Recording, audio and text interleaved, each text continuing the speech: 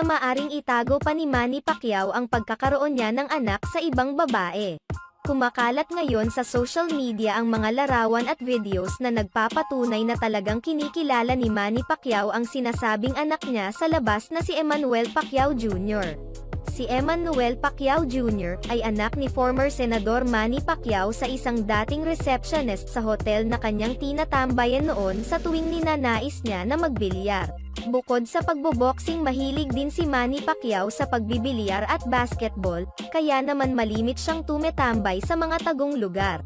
Matatandaan na noong 2012 bigla na lamang lumutang ang isang babae na nagngangalang Joanna Bacosa na nagsasabing nagkaroon sila ng anak ni Manny Pacquiao.